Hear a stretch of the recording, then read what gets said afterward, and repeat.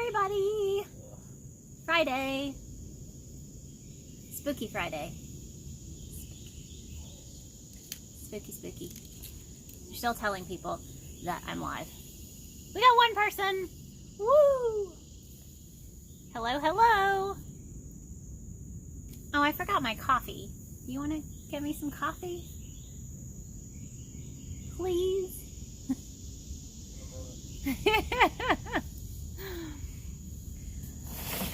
Well, how is everyone doing on this Friday? Let me know. Give us some hearts if you would like. And we'll get started in a minute. Let's see. It's supposed to give questions. Let's see if there's any questions. There are questions.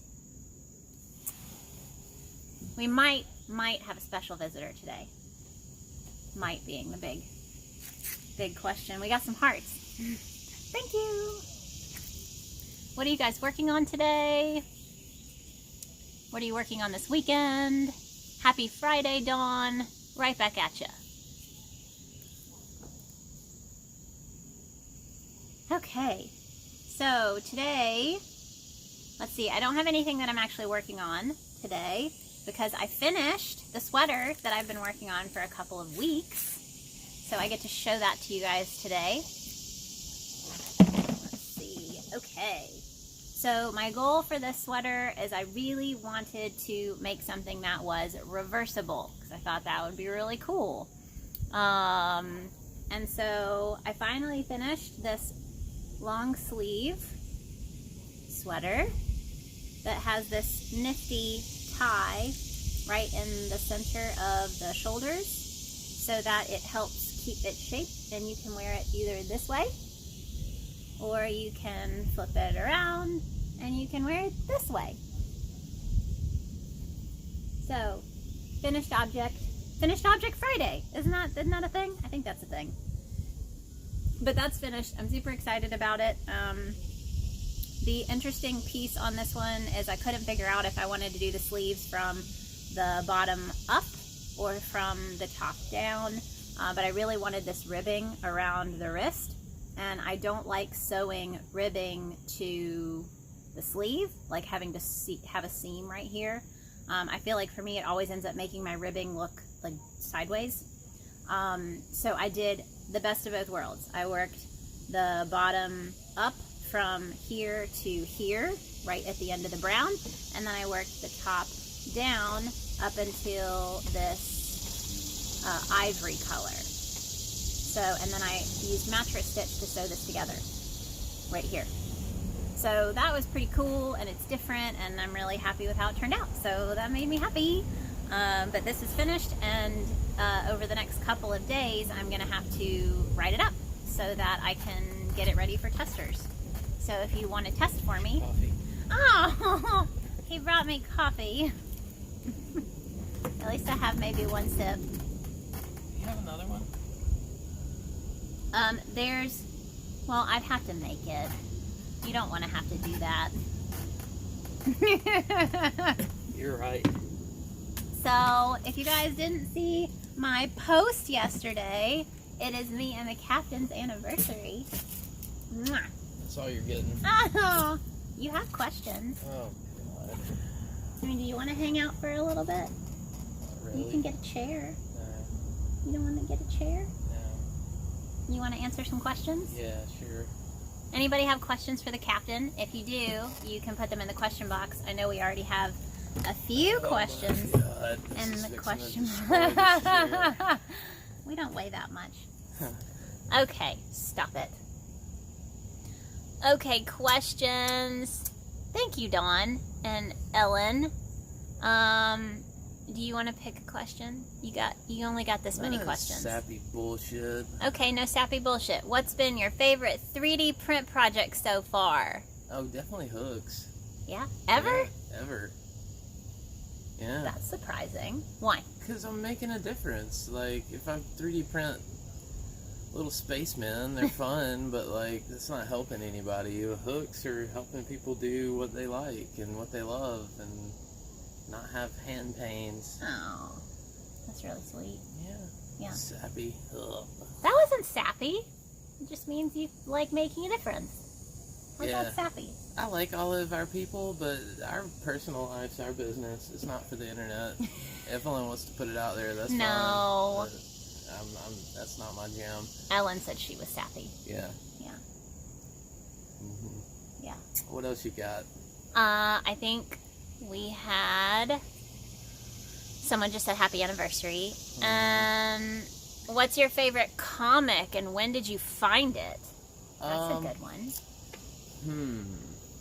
Probably my favorite is that's a tough one. That's a real tough one. Yeah. I have some really great, amazing Spider-Mans that I like. My Black Cat, that's the only graded comic that I've got right now. I'm pretty happy with that. It's a Mark Brooks variant cover, and I just got that this year, so that's a good one. He really just started getting back into collecting comics this year.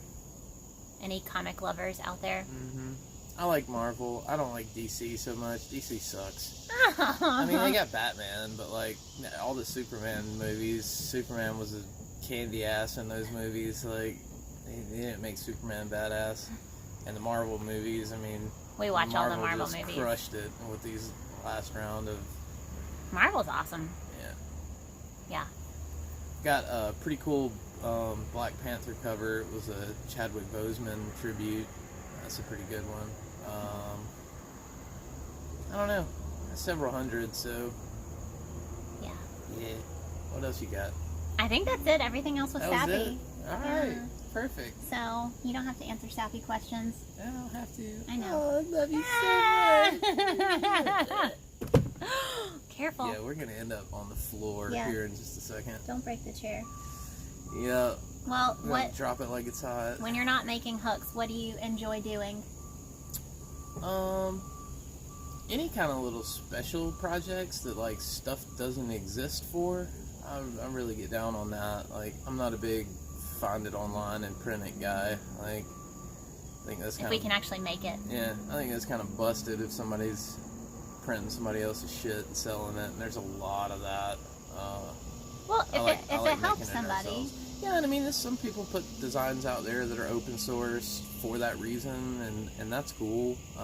You just had a custom order for, what was it? And tell them about for the knitting machine power adapter. Yeah, that's pretty, if you've got the Centro, I think it is. The Centro knitting machines. Yeah, it's a drill adapter that makes that a powered thing, so you don't have to sit there and... You can use a drill. You just put a drill to it, and don't put your fingers in it, though. Good God, it looks like a lawsuit waiting to happen.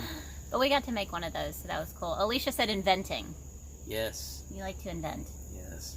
And that way you like 3D printing?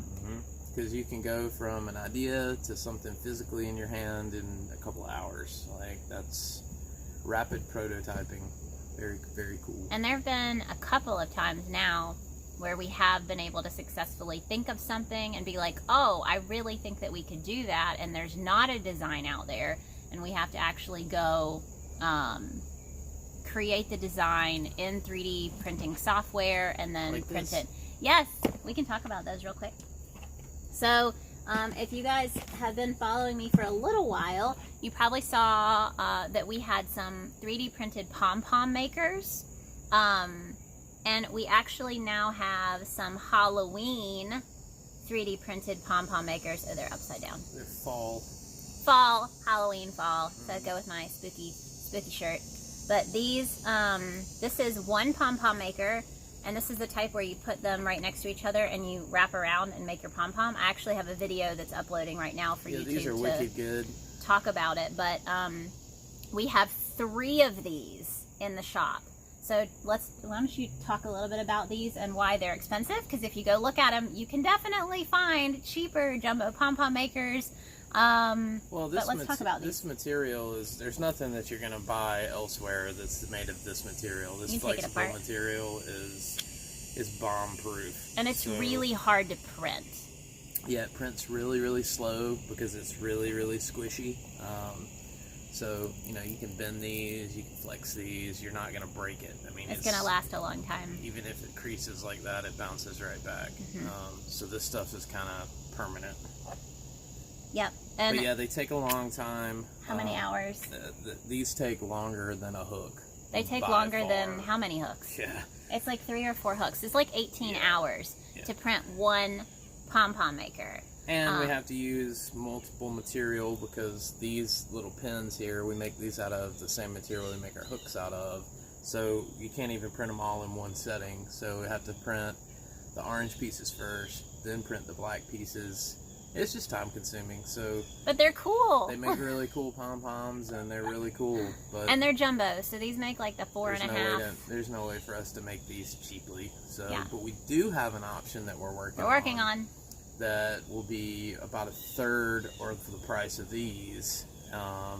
So that's not going to be like these, not going to be out of this material. They're going to be very different, but they do make cool pom-poms. We made a pom-pom with it yesterday.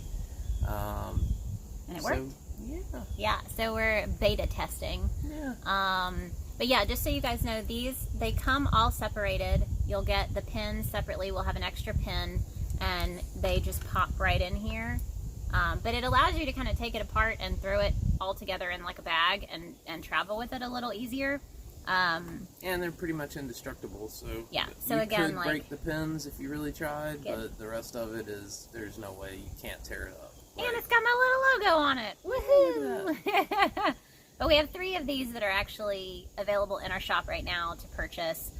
These will probably only be available in like very small, limited edition batches that we create of maybe 3 or 4 of a color, just because they are so time consuming. But they're really fun. I think we sold 3 of the red ones. We had some red ones, and we sold 3 of those. But these are up now, so if anyone's interested, you can check them out. But they're fun.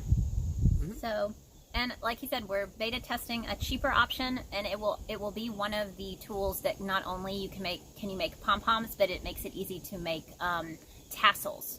So like the tassels for the end of different scarves and shawls and things like that. That's our goal with the next one, and it'll be much more affordable than our premium ones. Could even be found in a mystery box in the future. So how are you feeling about the mystery boxes? I mean, we're selling loot crates, so we're getting in on the same hustle that every video game manufacturer's been on, so... How do you really feel about them? They're time consuming. It's a lot of work. It's a lot of work. You're getting your money's worth, for sure. Yeah. You're getting a whole lot of cool stuff that you're not going to be able to get anywhere else with these, so...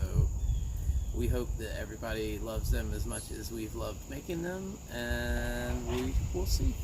Yeah, we sold 42 boxes for the Halloween boxes, and which is a lot. Like, that's a lot of stuff. So I mean, we've got roughly 50 hooks that we've printed, 50 of item number 1, 50 of item number 2, 50 of item number 3, and then we ordered some 400 things of item number 4. We printed almost 500 of item number 4. Yeah.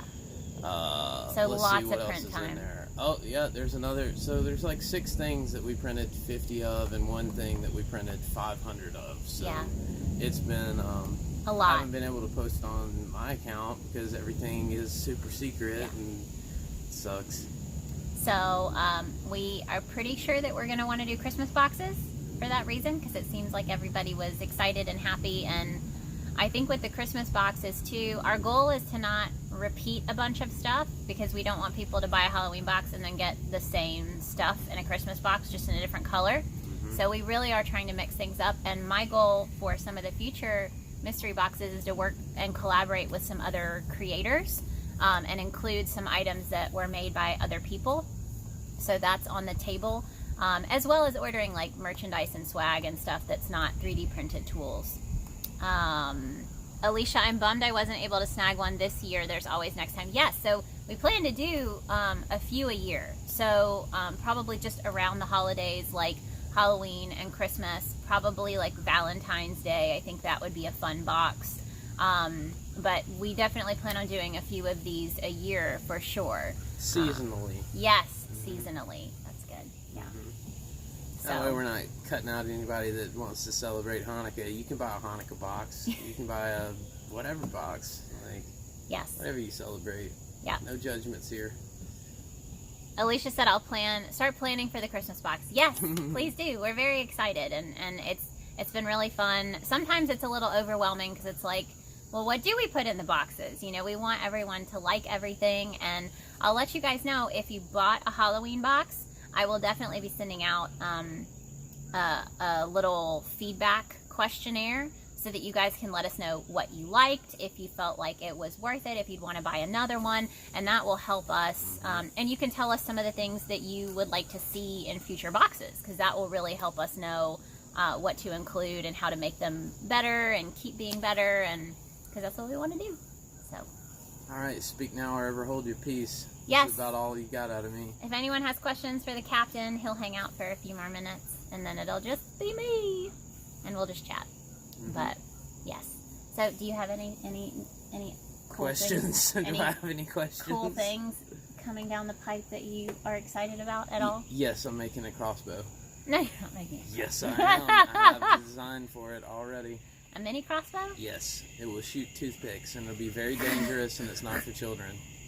We probably won't even sell them because they're going to be so dangerous, but they're going to be awesome. We don't sell stuff for kids.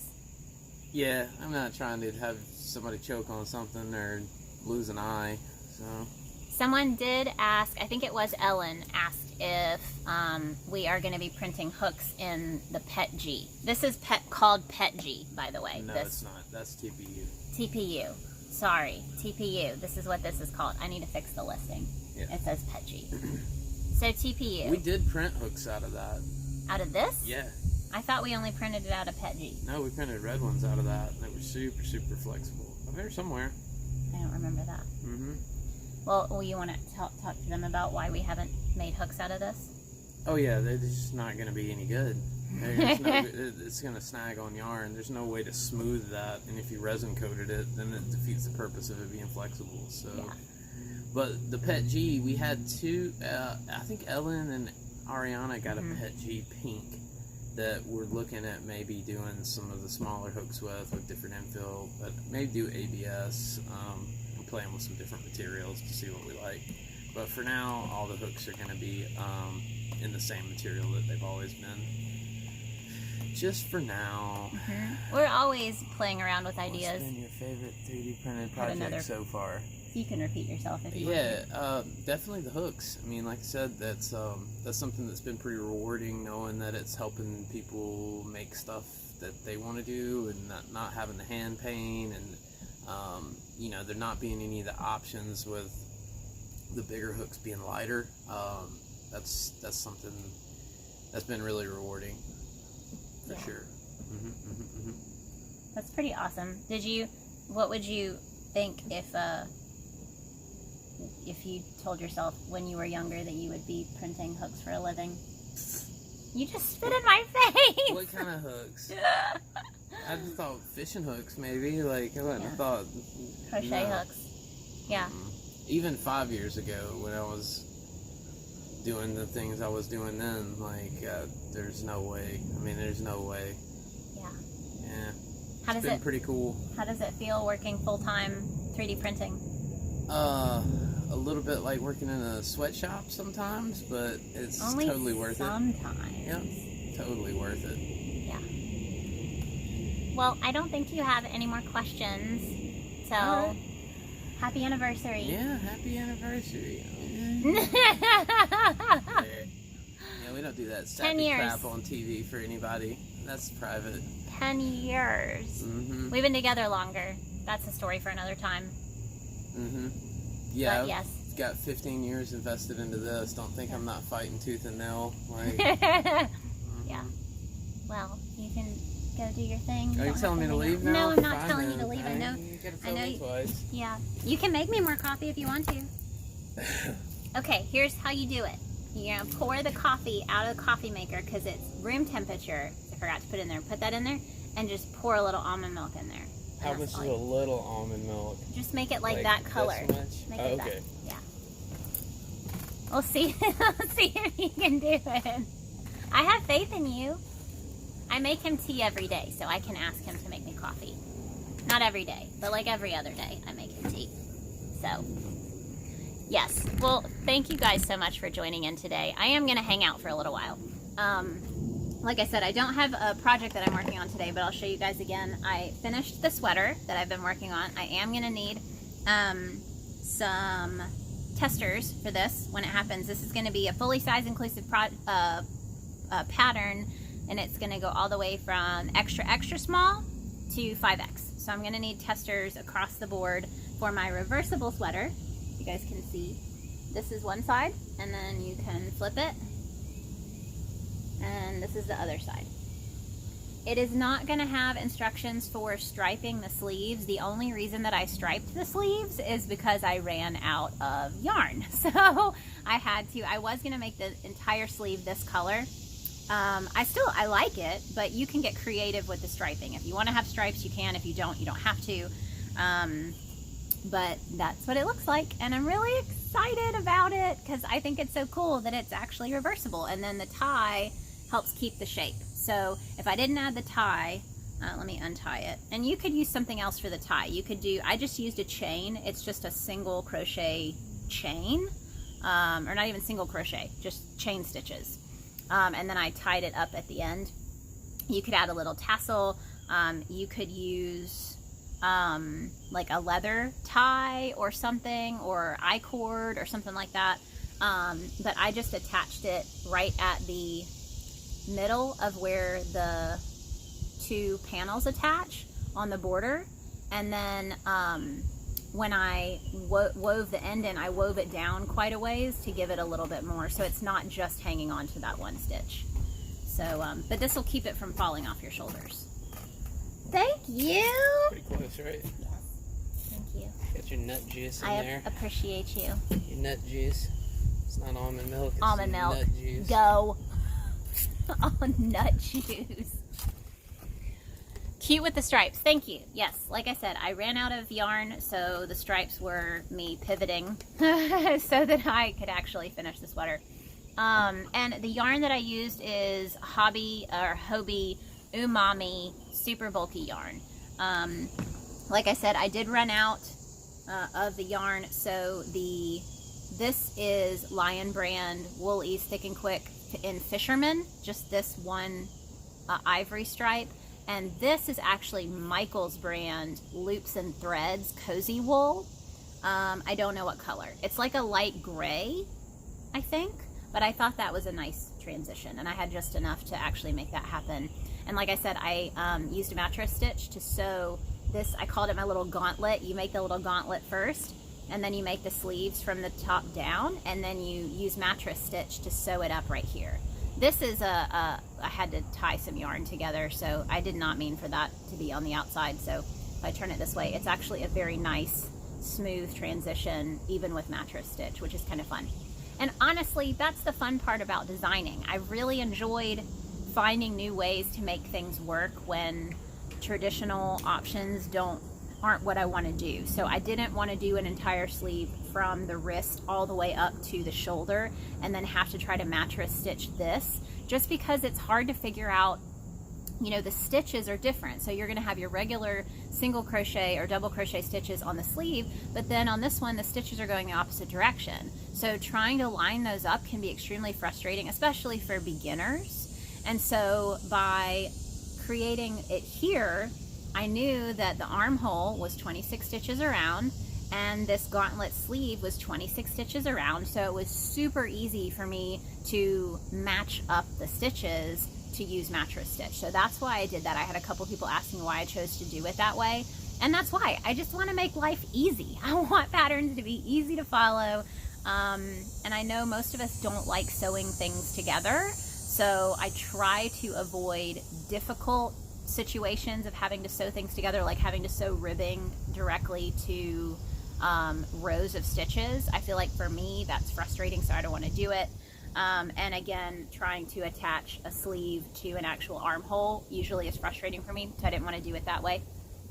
But the rest of this, so I started from the bottom up and I created the ribbing first, and then I worked each panel, so the back panel and the front panel, or, you know, front panel, back panel, since it's reversible, directly off of the ribbing. So from there, I attached the stitches and then worked down towards the top, up towards the top. And then I had to sew together the side right here. So, like I said, I try to make it as simple as possible and as least frustrating as possible in the construction of the garments. Because again, I like all of my patterns to be as beginner friendly as possible. So really excited about this one. I got all of my photos taken for the process. I have all my notes ready, and I just have to get it all written up into the PDF and ready for testers. And I think I'll be doing a call. I had a couple people asking when I'll do a call for this one, and I'm guessing it'll be next week.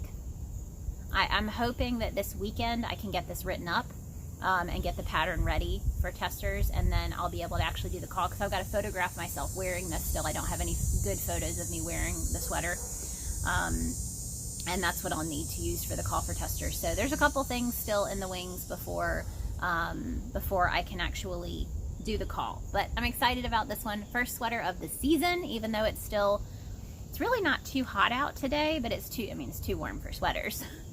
Let's see. Oh, and I was going to show you guys, I talked about our Pom-Pom Makers. Like I said, we have 3 of these Halloween edition Pom-Pom Makers that are in the Etsy shop. And I didn't show you guys, this is one of the pom-poms that I made using the Pom-Pom Maker. So you can see it makes like those huge 4.5 to 5 inch pom-poms, and they're nice and fluffy. So they're solid pom-poms. They're not, you know, flimsy little pom-poms. They're nice and thick pom-poms. And you can see if I put that on my head, how big it is. Does that help? So you guys can get a sense of how big the pom-pom is. But it only made sense if we were to make Pom-Pom Makers that it makes jumbo pom-poms, since that's, you know, I use jumbo yarn. So that only made sense. So what else is happening? I would love to know, Halloween gear. If you haven't seen it yet, this is one of the designs that I have for Halloween. You can check out all the merch in the link in my bio on here on Instagram. There's 4 designs to choose from. There is the spooky design that comes on a whole bunch of different colors, including like red, if you wanted like a red and black. It comes on gold and green. This is like the neon green. And then I have a shirt that says, it's a little tombstone, and it says, "Give me yarn or give me death." So that one's fun. It's like a pocket t-shirt, so the design is on the pocket area of the shirt. So it's a little more minimal for people who kind of want something that they could wear year round. It's not specifically Halloween like this one. And then the third design is my retro classic candy pail designs. So I knew that I wanted to do something this year that was a little more of like a throwback to the Halloween as I remembered it when I was little, and I was really inspired by those old hard plastic candy pails that have the jack-o'-lantern face on them, and in like the bright colors, so the orange, the classic orange, and more of like a neon fuchsia color, and I think they had them in teal and a couple other colors. So I have 2 options for that one. I have a fuchsia candy pail that's also a pocket design, so it has the candy pail, and the candy pails are full of yarn instead of candy. So I thought that would be really fun, and you know, it is really, I think right now, and I talked about this a little in the post when I posted about all these designs earlier, that I feel like nowadays there's so much happening in the world that can be a little depressing and anxiety inducing and stress inducing, and you know, you just turn on the TV for a little while and you're ready to turn it off and throw the TV out the window or the radio. And I've always heard that when things get really difficult, that a lot of us, you know, really turn to those classic, comforting, old school traditions. Like, we really harken back to that, and it's comforting. You know, it's comforting for everyone, and I think that's why I did it. You know, I think that's why, you know, it's the same reason that I started reading books after COVID hit, when we first, you know, had the very few bit of lockdown that we had here in the US. But I started reading again, and I was reading like old classic books that I loved when I was little, like the Narnia series, you know, and it was very comforting. It's what I needed, you know. So the candy pail design, I think, really speaks to that. That's why I made it. It's a very comforting design for me. I love it. It reminds me of my mom. It reminds me of being a kid. And so I have the fuchsia design, and then there's an orange candy pail design that's on some darker colored shirts. So if you don't really like the super bright colors, I made the orange candy pail to go on some of the darker colors. And then on the back of all of those shirts, it says, forget the yarn, forget the candy, give me all of your yarn. So that's on the back, and I thought that was fun because growing up, I loved t-shirts that had stuff on the back of them. I always thought it was really cool, you know. So I wanted that one to have the design on the front and the design on the back. Alicia said I grabbed a few different designs. Thank you so much. I mean, you guys, I don't think I can even truly express how much it means when you guys support my designs and our products and the things that we put out there, because it really solidifies that we're doing what we should be doing, you know, and that you guys like it and you want to support us and you feel like we're worth your money. I mean, really, like you're using your money to support us and to purchase things that we create. And, you know, I can't thank you all enough for doing that. I mean, you've given us the ability to do something that I don't know if we ever thought was possible. Again, going back to the fact that today's our anniversary. We've been married for 10 years today. And I wouldn't want my life to be any different, you know? I mean, he used to travel all the time. So, the captain, Matt, my husband, he would be gone all week. You know, he would travel all over the country and not be here. And we bought this house in 2014, I think. And honestly, the house that we bought was really, it was kind of a dream for us. We had a lot of check marks. We had a lot of things to check off our list. We had a lot of things we wanted out of a house. We wanted a yard because at the time we had one dog and we knew we might want more dogs. So we wanted a yard that we could fence in, and at least a little bit of space. We wanted a fireplace. Matt really wanted a basement because he had lived through lots of tornadoes and things, us being both from Alabama.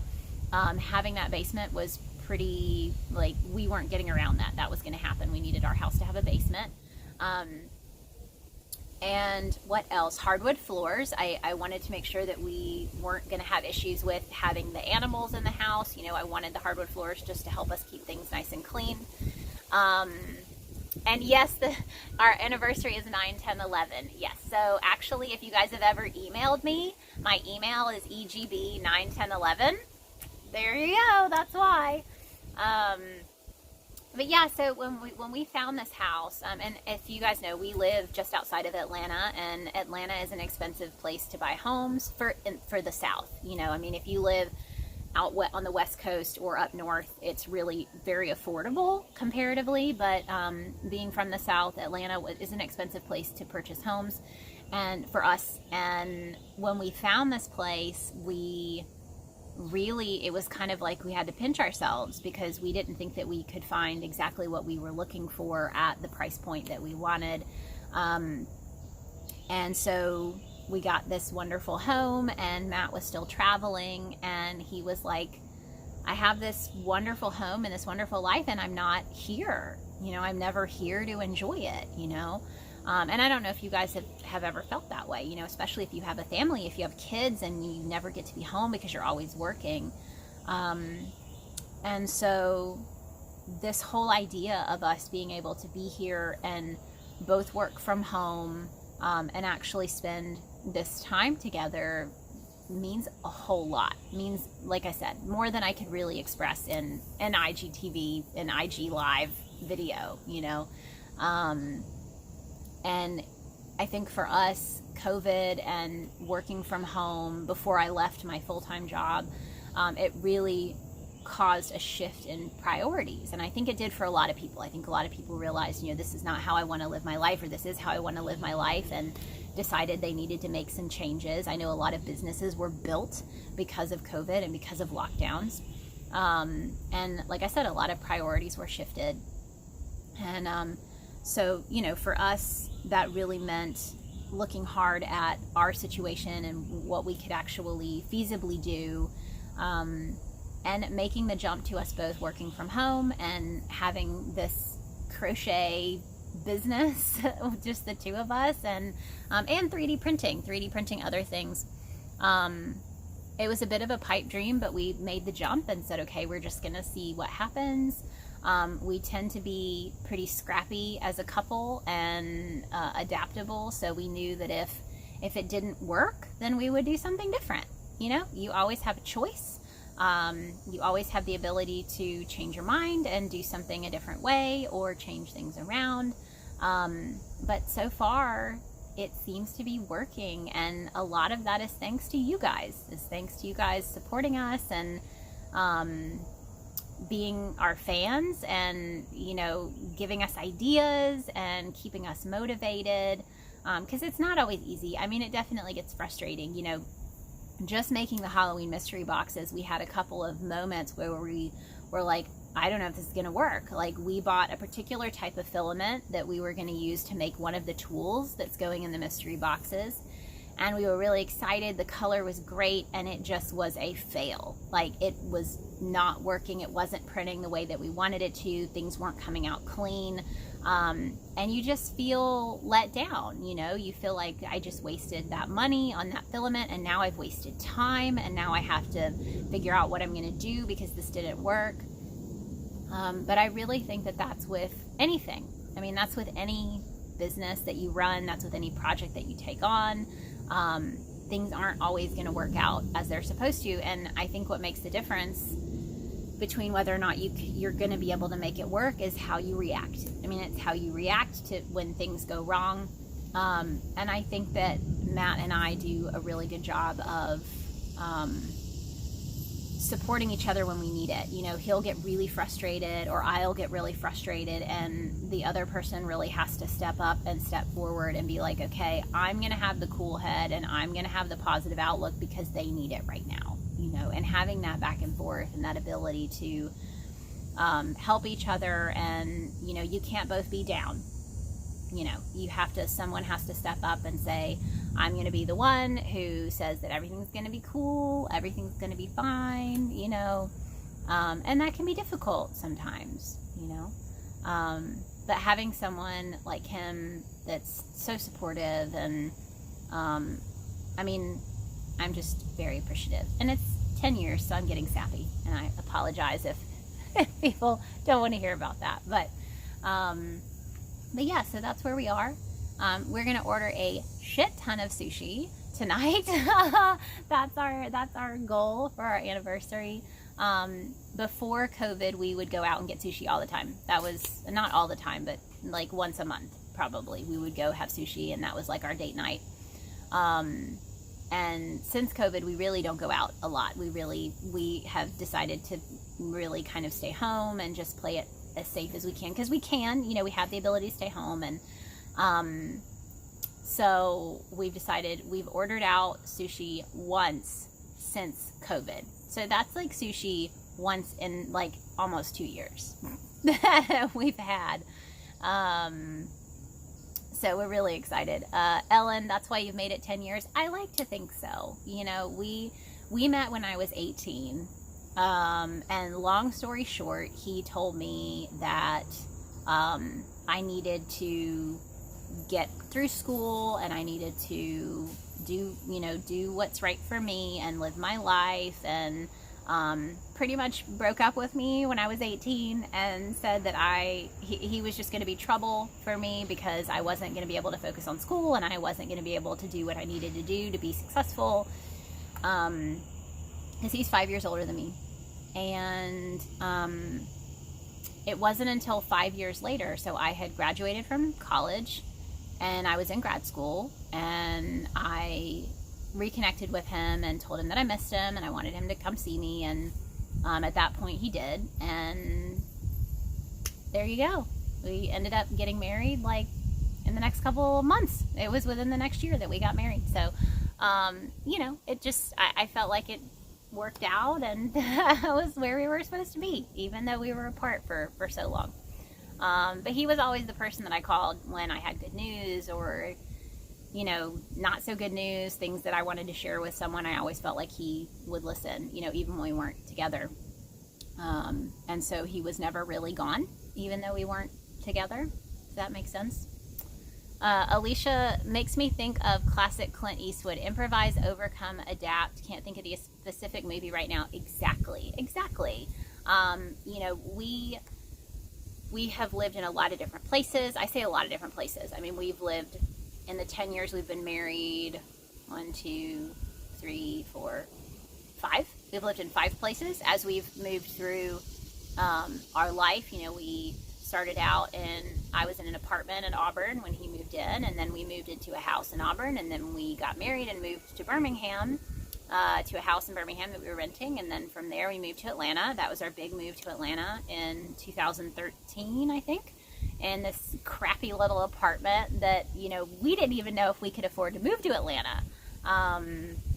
You know, I had gotten a job offer in Atlanta, and we were looking at the prices of apartments, and we were like, I don't know if we can make this work, because we've always been of the mindset to live as far below your means as possible, and we didn't want to get ourselves in a situation where we couldn't pay rent. And so we were being really careful about the amount of money that we decided we could pay per month.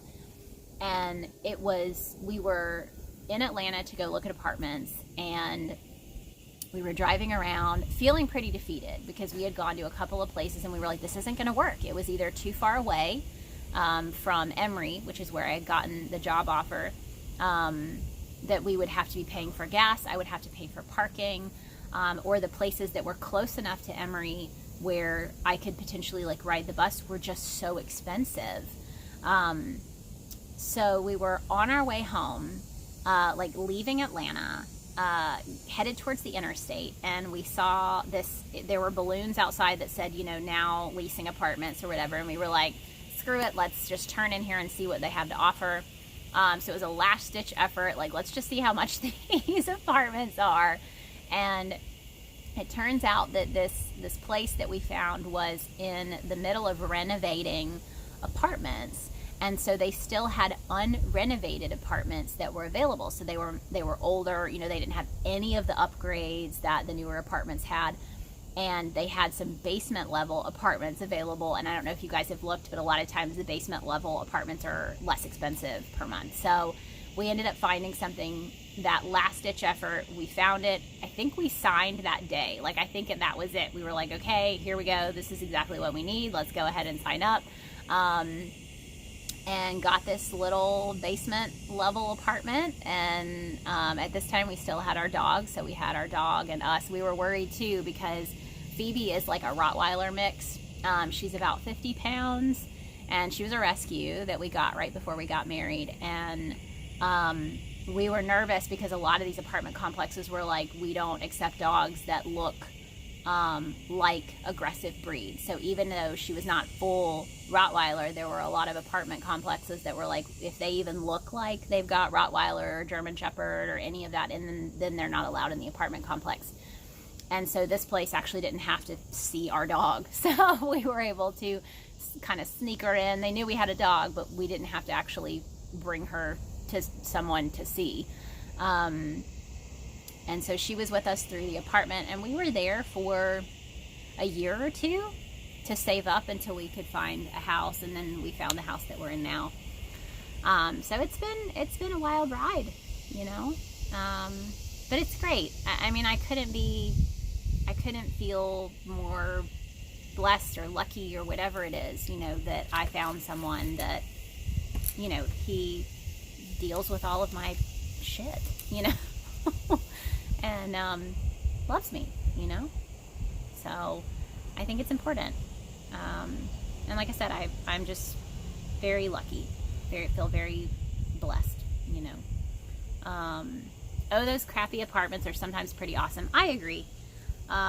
It's funny, my dad works at Auburn University, and he said that one of the problems now that he sees in the university system is that these college students have it so good that when they get out, they can't even afford to live in the same way that they were living on campus.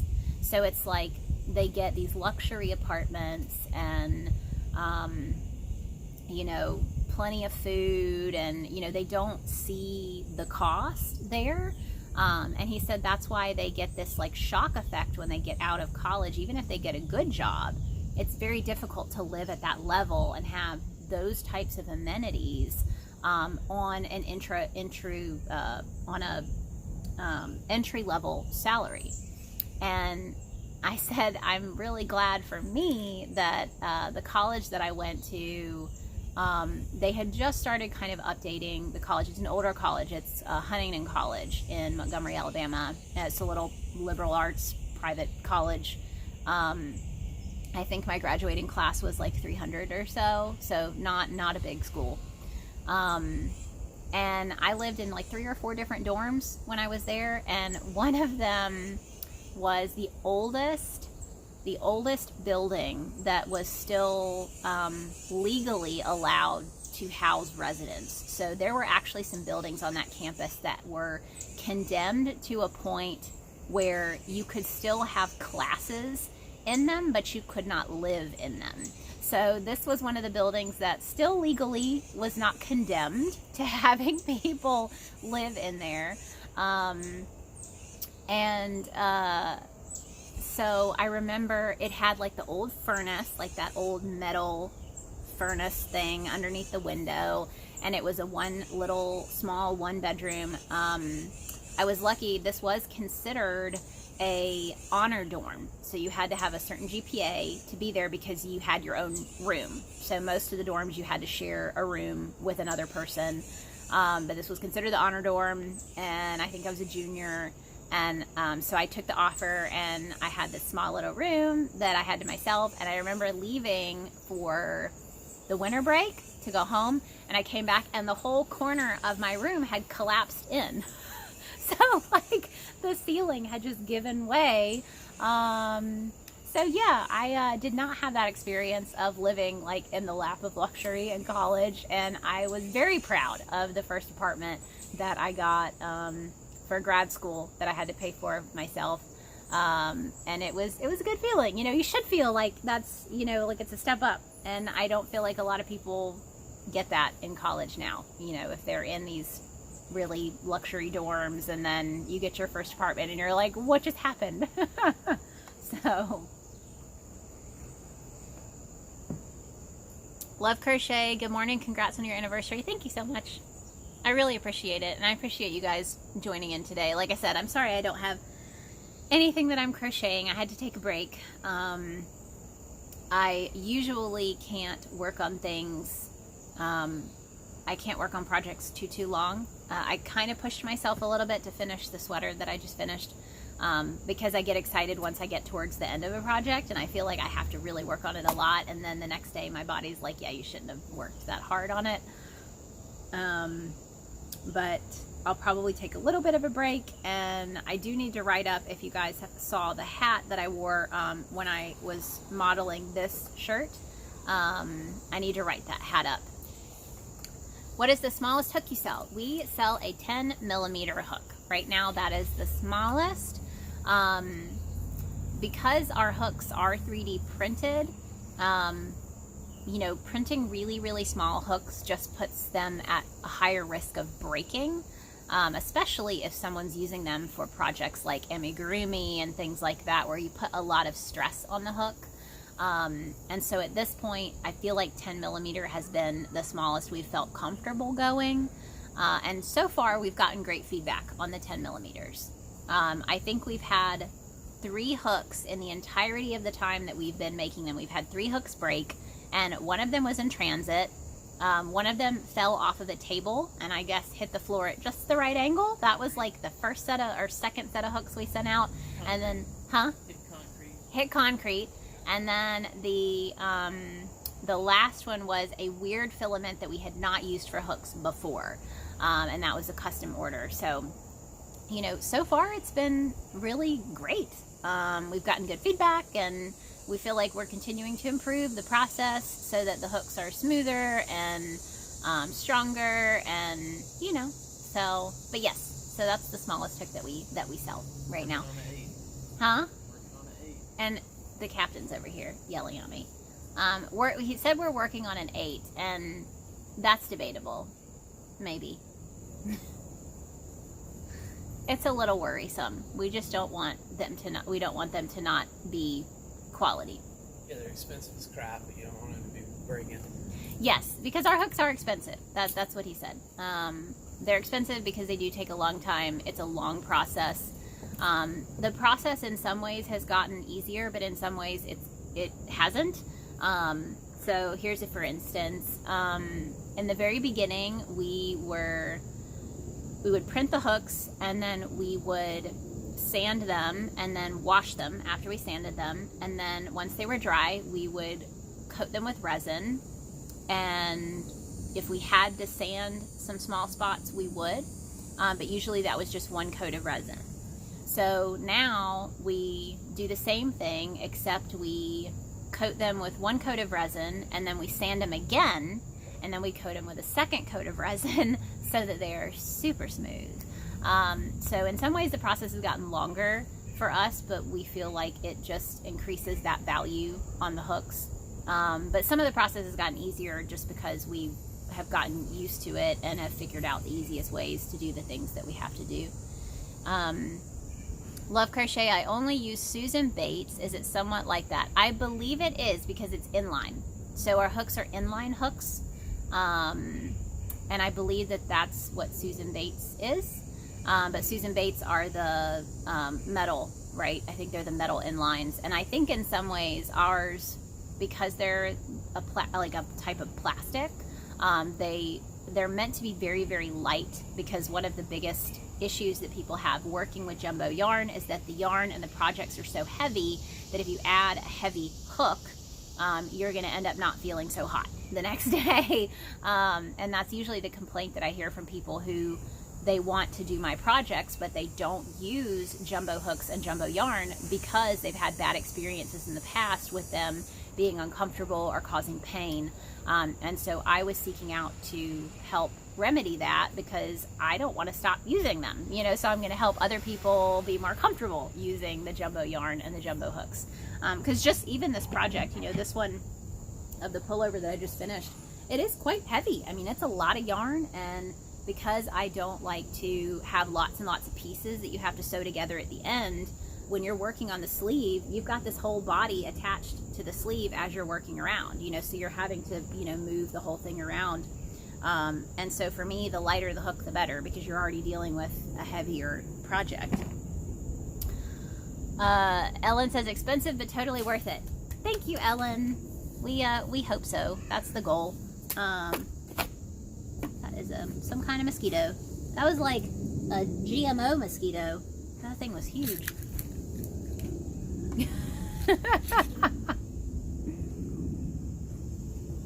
Let's see what time it is. We have a few more minutes. If you guys have any questions, or you want to let me know what's happening in your life this weekend, let me know, because I only have a few minutes left before I sign off.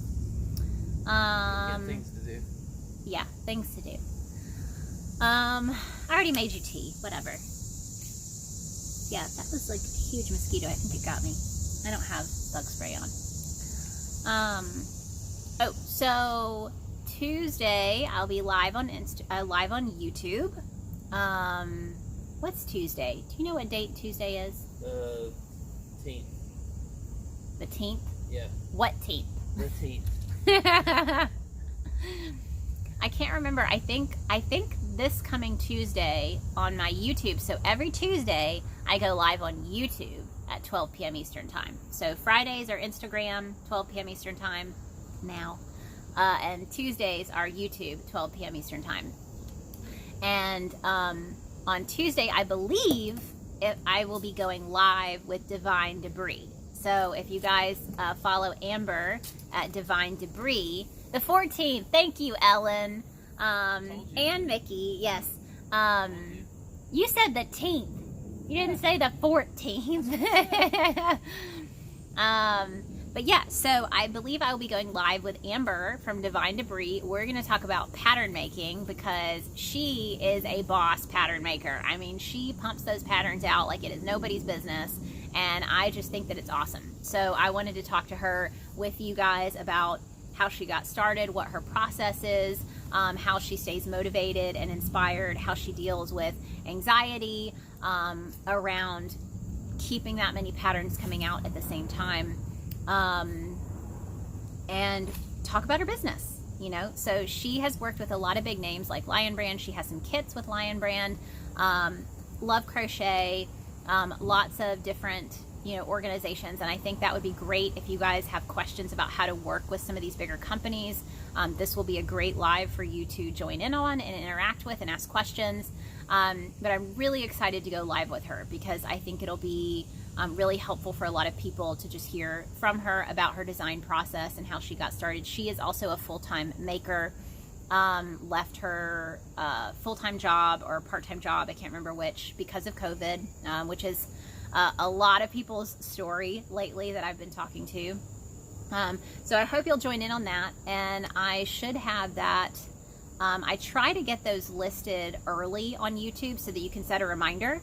So I'll probably get that up this weekend, and then I'll share it here on Instagram. So I'll share a post, and I'll have a link in my bio that goes to that video so you can mark yourself. But if you're subscribed to my channel, you should be able to see my upcoming lives in your subscription feed on the app, and then you can click to get a reminder when I go live. So really excited about that one.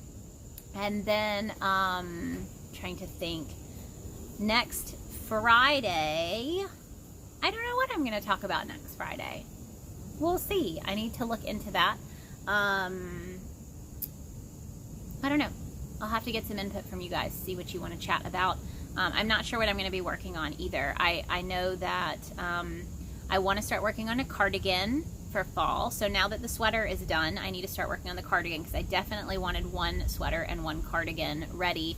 And Love Crochet asked if I have a pattern for the sweater I showed. So that is in, it's in the process of being written. So I finally finished it yesterday or the day before, and now I have to take all of my notes and put them together into the written format and get all of the photos added, and then do a call for testers.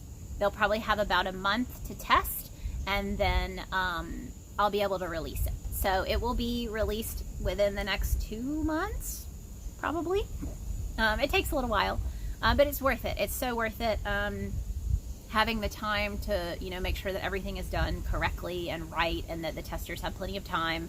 And then I'm able to also include, if you don't know, all of my newest patterns. So starting with the Granger cardigan, maybe, have a size, have extra pages at the end that have photos of each tester wearing their item. It has their measurements underneath the photo, and it has which size they made. And so it's very helpful for you to figure out what size you want to make based on seeing the images of testers with all of different body sizes and seeing their measurements.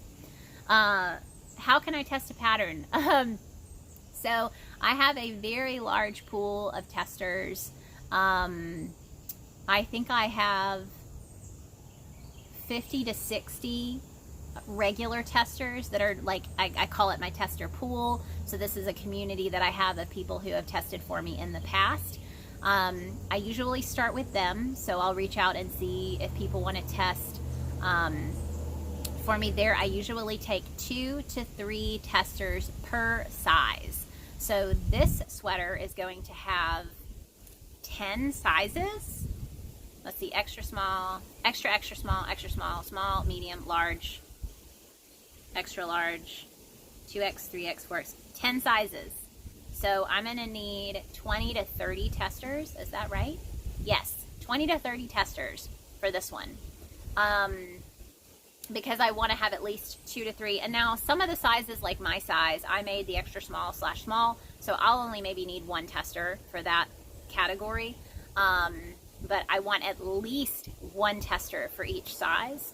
But I would like to have 2 to 3, especially for my larger sizes, to make sure that the fit is on. So like I said, I'll put that out to my regular testing pool to fill some of those spots ahead of time, and then I'll do a public call on my Instagram feed.